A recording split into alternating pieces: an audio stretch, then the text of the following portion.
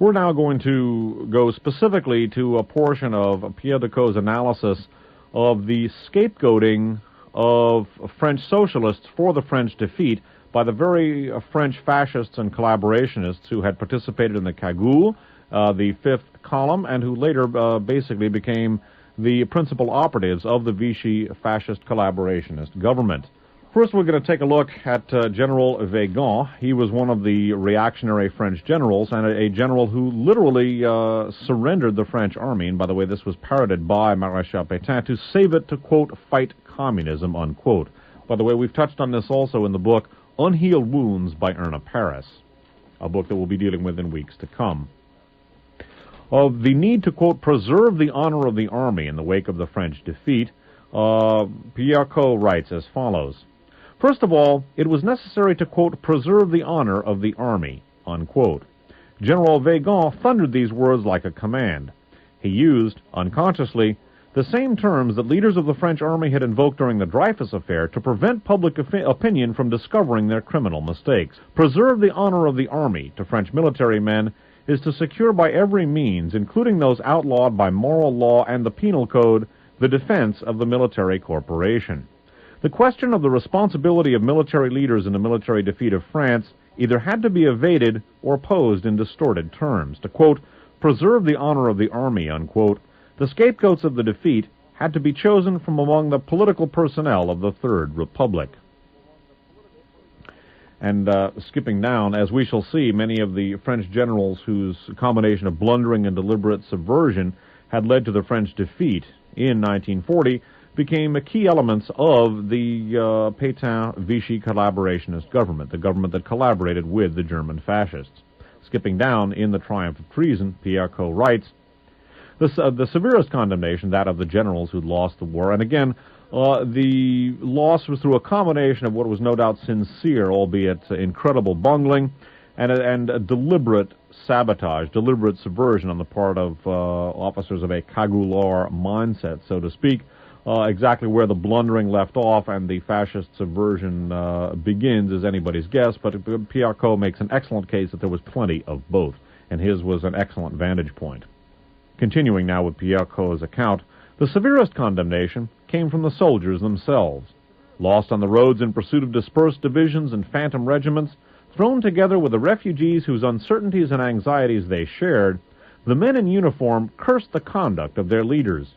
They repeated that they never had been schooled in the techniques of modern warfare, especially in the combined use of tanks and aviation, and they were amazed at the ineptness of their commanders in the battles of May and June. They asked why the Meuse and Seine bridges had not been blown up before the arrival of German motorized columns, why Paris had not been defended street by street, as the Spanish Republicans had defended Madrid, and as the Russians were to defend Stalingrad. And they wanted to know why more than half the tanks and airplanes had been left in the rear, in Orléans, Toulouse, Lyon, North Africa, instead of being massed for a counterattack that might have changed everything. They knew that the depot were bursting with the cannon, airplanes, and equipment they needed. I would note that many of the heavy armored vehicles and aircraft that the French had not thrown into battle against the Germans were later inherited by the Germans to use against the Soviets and British. Continuing, one began to hear quoted the disturbing remarks with which General Weygand had tried to persuade the cabinet to ask for an armistice, that he needed his tanks to master the revolutionary elements if it should become necessary. That is to say, the commander-in-chief of the French army preferred fighting French workers to throwing all his forces against the German troops. The soldiers praised the bravery of certain leaders, Giraud, Létien, de Gaulle, Lucien, Delattre de Tassigny, and many others, but they declared that most of the officers had been the first to flee. And again, note that General Weygand is talking about harboring his armored units, his tanks, to use against, quote, subversive or revolutionary elements, in other words, French workers who might try to overthrow the Vichy government. Continuing, of the officers who fled, quote, they left in automobiles and we left on foot, unquote. They said, talking about these officers, faithful followers of l'Action Française, Je suis partout, Gringoire, and other fascist newspapers, which had said in various forms during the winter that this was a democratic war and consequently did not interest them. These statements circulated throughout the country, especially among the working classes and in petit bourgeois circles, which in France have always shown a quicker and sharper intelligence than other social groups. The criticisms of the General Staff were perhaps exaggerated, but confused as they were, they represented popular opinion. By June of 1940, not one man, unless he were directly involved, would have defended the General Staff. The most indulgent spoke of incompetence, the most severe of betrayal, and the latter were in the majority.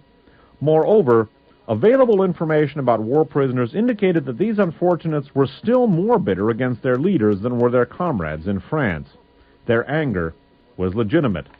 It was inexplicable, after all, that the General Staff, after deciding to abandon Paris and thus opening the east to the Germans, had not ordered the troops which occupied the Maginot Line to fall back toward the south. More than 1 million men, the best of the French army, were caught in the German trap, a disaster which could have been prevented by an order from General Weygand. The most plausible explanation of this, quote, error, unquote, occurring spontaneously to the prisoners of war was that General Weygand, fearing the fury of his soldiers more than he did the enemy, and preferring the defeat of France to revolutionary outbreaks, allowed the youngest and most ardent men of the French army to be locked up in German prisons rather than see them scattered through France. Thus, France was covered by a great wave of anti-militarism, scorn for the stupidity of the General Staff, and deep resentment against certain leaders who were considered particularly suspect. Gagged by Maréchal Pétain, and with only censored newspapers to read, France was not free to express any opinion, but the people were unanimous in thinking that the army leaders had not been up to the level of their task. An impartial inquiry not exempting the General Staff would have been the normal outlet for public feeling. By the way, I would interject, in fact, a large percentage of the French population was totally apathetic during the occupation. Some were critical of the leadership. I think Pierre Coe's viewpoint here is that of the optimistic patriot rather than the informed cynic, because in fact, most of the majority of French people either actively collaborated with the fascist occupation or were apathetic. Comparatively few actually became active résistants. Continuing. Vichy neither would, although I would note that the explanations for some of the monumental blunders of the French General Staff have yet to, there as yet has been no satisfactory explanation put forth by their defenders. Continuing. Vichy neither could nor would order such a dangerous investigation. By its composition, the government of Vichy was representative not of the French people, but of the General Staff. Its first cabinets were headed by Pétain, the spiritual leader of the French army, the man who had played the most important part in the preparation of the war and in the formation of the General Staff.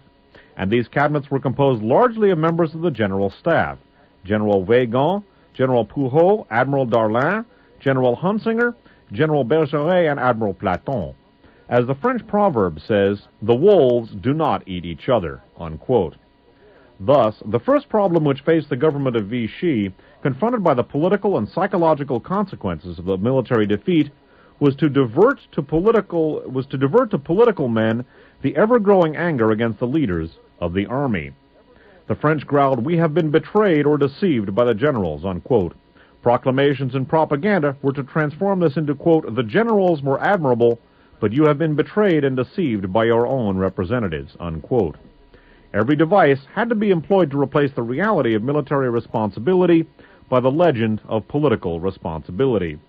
As we shall see in a minute, what the Vichy collaborationist government, and again François Mitterrand, apparently very cozy with that government, did was to blame elected representatives of the Léon Blum government for the blunders and deliberate subversion of which they themselves were the author.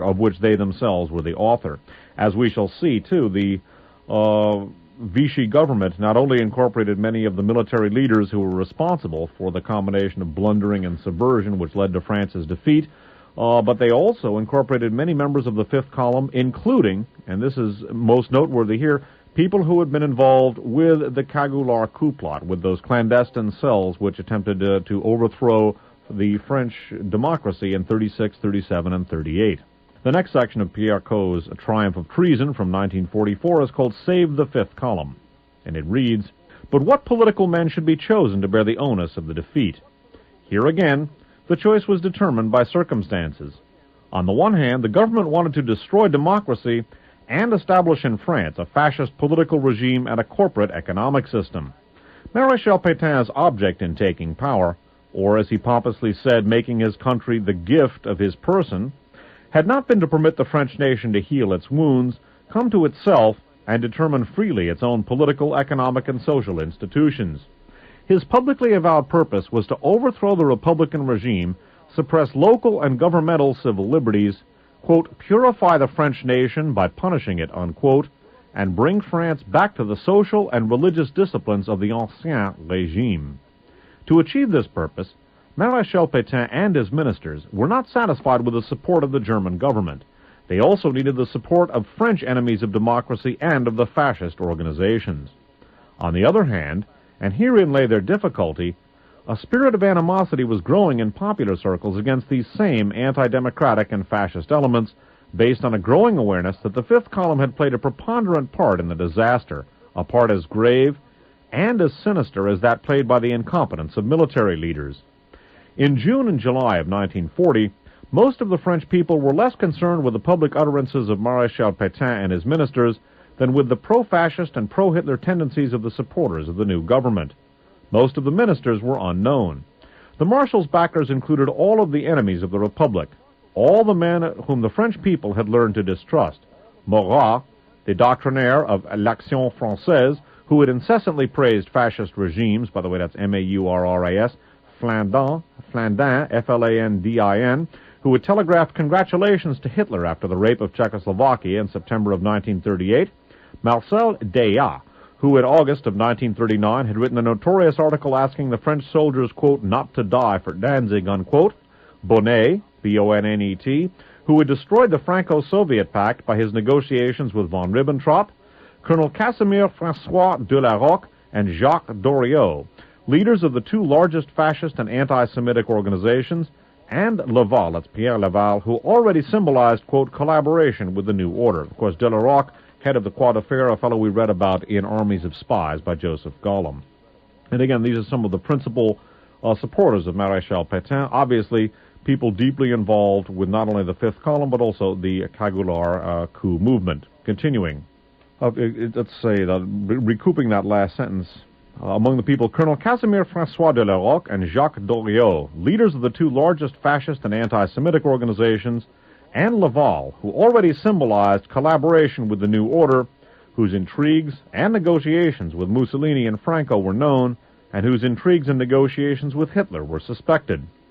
Moreover, the French people saw that every true patriot in public office refused to support Pétain and his government. Not only communists and socialists, but also conservatives and liberals such as Jean Monnet, president of the Senate, Louis Marin, disciple of Poincaré and leader of the French conservatives, Compétier de Ribes, head of the Catholic group of the Démocrates Populaires, and Herriot, whose talent and thought incarnated so brilliantly the patriotic tradition of the French Revolution. To their astonishment, the French people saw Pétain slowly fill the most important posts of authority in local, departmental, and central administrations with men who had taken part in the Cagoulard plot, with those who had repeated the infamous refrain, quote, rather Hitler than Léon Blum, unquote, and even with some of those who before or during the war had been arrested for treasonable domestic and foreign activities. And again, note the incorporation of former Cagoulard into the Vichy government of Pétain, with which François Mitterrand was very cozy. Recapping this last sentence, to their astonishment, the French people saw Pétain slowly fill the most important posts of authority in local, departmental, and central administrations with men who had taken part in the Cagoulard plot, with those who had repeated the infamous refrain rather Hitler than Léon Blum, and even with some of those who before or during the war had been arrested for treasonable domestic and foreign activities. The people were applying to the government the old proverb, quote, tell me who your friends are, and I'll tell you who you are, unquote. They were alarmed to see Vichy employ for its most delicate missions Ferdinand de Brinon, Jean Montigny, Jean Goy, Jean Lucher, and Gaston-Henri A., members of the Comité France-Allemagne, an organization which, before the war, had been inspired and financed by Otto Abetz, A-B-E-T-Z, after 1940, Hitler's ambassador in Paris.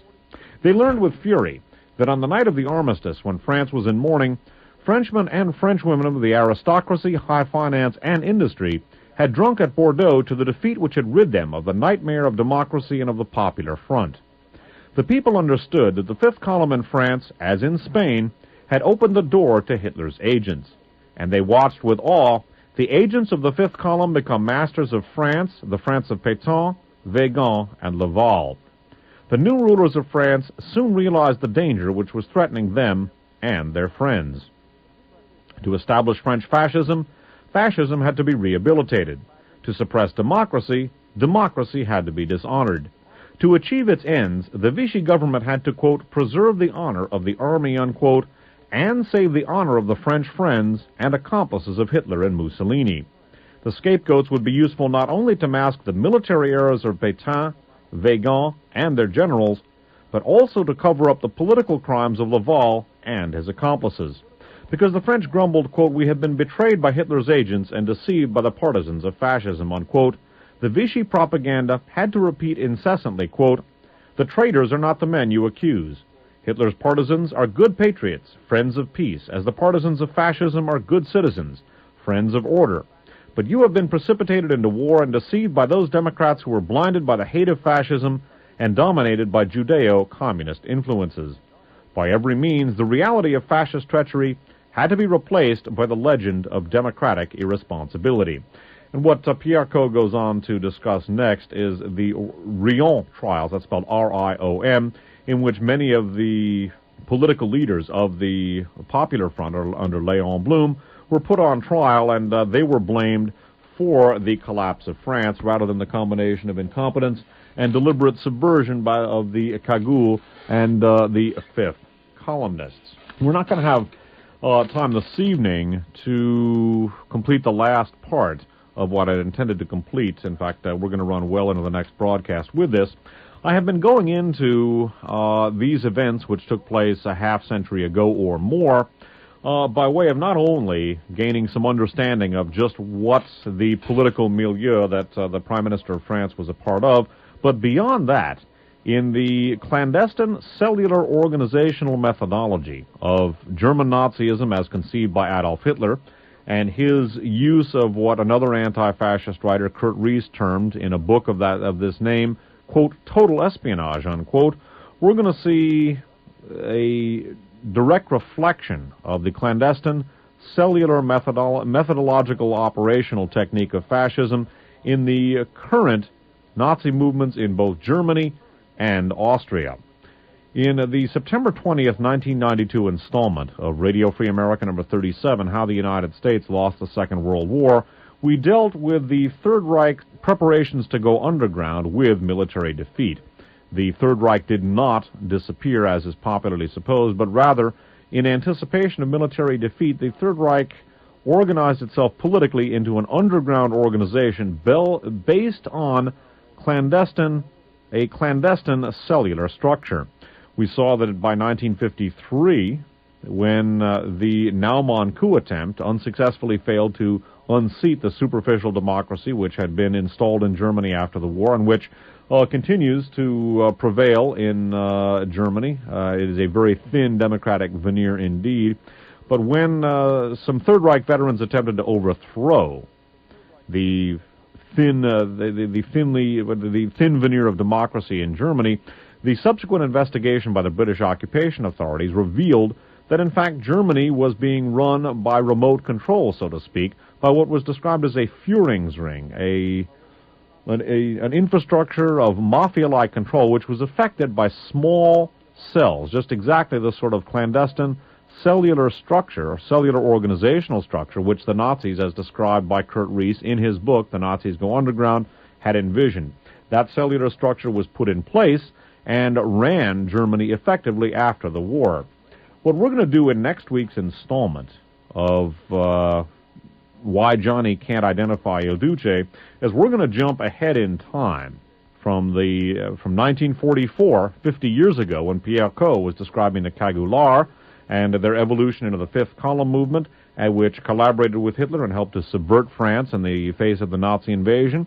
It then blossomed into the Pétain-Vichy fascist collaborationist government, with which Francois Mitterrand was very, very cozy.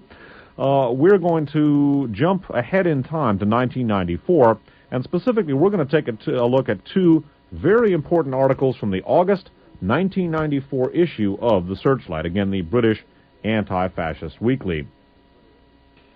We're going to take a look at an article called March Separately, Strike Together, the expansion of the illegal NSDAP. And what we're going to take a look at is the organization of the Nazi forces in Germany into seemingly disparate groups, seemingly small, disorganized, unconnected groups, but which are in fact not only connected to each other, but which are administered by a clandestine NSDAP, the illegal NSDAP. NSDAP stands for National Sozialistische Deutsche Arbeiterpartei. That is the formal name of the German Nazi Party under Hitler. And what we're going to take a look at next week are two articles back-to-back in the August 1994 issue of the Searchlight, which describe the clandestine cellular organization of the contemporary Nazi organizations in Germany, and how they not only are connected to each other, although seemingly disparate and unconnected, but how these organizations have a direct operational continuity with the Nazi cells that survived the Third Reich's military defeat, that were present in Germany in the immediate post-World War II period, and which basically were administering German society through what author T.H. Tetton has termed the Führungsring. As incredible as it may seem to the uninitiated, the Nazi parties in Germany are not the small groups of disconnected skinheads. In fact, these groups are all connected and controlled behind the scenes by a clandestine Nazi structure which works directly with the German authorities. We've seen in the past with the Germany Alert newsletter how the German Nazi parties are actually manipulated by the BND as vehicles for covert operations. What we're going to look at next week is how the organizational methodology devised by Adolf Hitler, the synthesis of espionage methodology with political methodology, is in effect today with the Nazi parties in Germany, and we're going to see that same methodology in effect in contemporary Austria today, because Nazi forces organized along the same lines envisioned by Adolf Hitler after World War II, and organized along very similar lines to the Cagoulard in the pre-World War II period in France. Nazi forces organized along precisely that clandestine cellular pattern are on the march and are gathering steam in both Austria and Germany, and in both countries they are directly connected not only to the government, but have strong connections going all the way back to the Nazi cells in the immediate post-World War II period. Again, next week we'll begin with March Separately, Strike Together, the expansion of the illegal NSDAP, and we will see just how Hitler's ideas have, and his methodology has evolved into the present period. Let me remind you again of September 17th. That is a Saturday. On that day, I'm going to be lecturing in room F12 of the Foothill College campus. The subject, the Iran-Contra scandal. I'll look back and a glance ahead. This will be a fundraiser for KFJC-FM. For further information, call area code 415-949-7099. That concludes things for me for this evening. My name's Dave Emory. Thanks for listening, and good night. Tape cassettes of Dave Emory's archived documentaries and weekly One Step Beyond programs are available from a